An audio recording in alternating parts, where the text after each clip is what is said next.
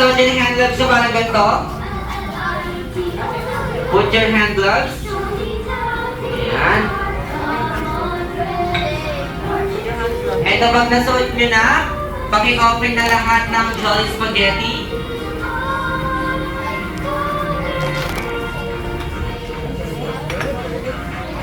Ayan, i-open na parang ganito. Ayan, naka-open na ba? Ayan, paki-open yung mga Jolly Spaghetti kapag nasuot ng hand gloves. Gusto ko nakaganto siya. Ayan.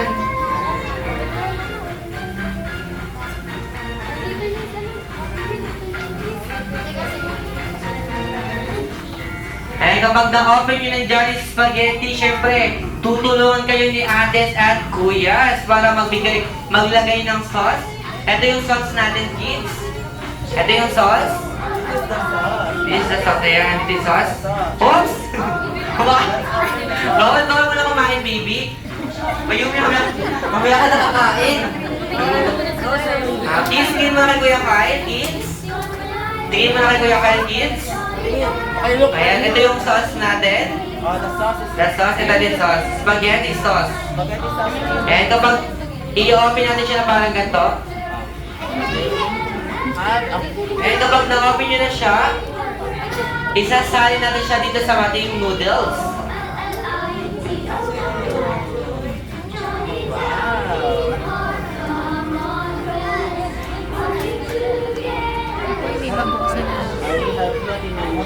Ayan, tutulungan kayo ni Ate at Kuya magsalin ng ating sauce sa ating Jolly Spaghetti.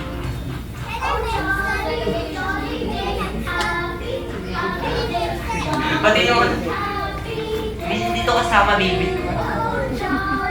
Ayan, sinama niya yung sinama niya na yung and next naman natin cheese, tingin ko kay Kuya Kyle. Siyempre, next natin itong ating cheese. Ito yung cheese. Grated cheese. Next natin yung grated cheese.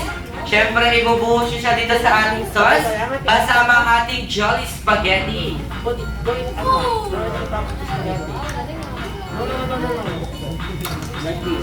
Ayan, isasali nyo na siya. Ayan, so pagkapag nasali na, titignan kayo ni Kuya Kyle, isa-isa. Ayan, wow, ang ganda naman sa may group 1. So, group 1, ikaw Kuya, sa tingin mo masarap ba yung spaghetti mo? Ayan, talaga si Kuya Clarence. Ikaw naman, Ate Audrey, sa tingin mo masarap yung Jolly Spaghetti mo? Masarap naman to. Oo, ikaw naman, Ate Eunice. Ayan. Sa tingin mo, ano yung natutunan mo maglagay ng spaghetti? Madali lang ba siya o mahirap? Madali lang po. Madali lang. Ikaw naman, Ate Eunice. Madali lang at mahirap siyang gawin yung spaghetti. Madali lang po. Madali lang. So mamaya sa yung burger, tingnan natin kung madali ba yung gagawin natin. Ayan, so kids, wala mo na kakain. Siyempre, haluin nyo na siya. At mamaya kakainin nyo yan sa inyong break. Bawal mo nang kainin, Ate Yumi, Mayumi. Yumi, mix, anak, mix. Eh, i-mix natin yung Jolly Spaghetti, yung sauce at yung cheese.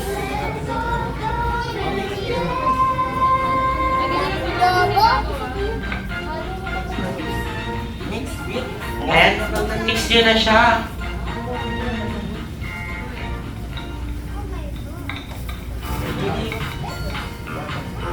Ayan, syempre kapag na-mix yun, tatakpan natin yan at lalagyan ng pangalan. Syempre, kapag tapos yung gumawa ng Jolly Spaghetti, ay pupunta naman tayo sa Young Burger Factory. Ayan, mukhang very good yung group 3 ah. Ang linis naman sa group 3.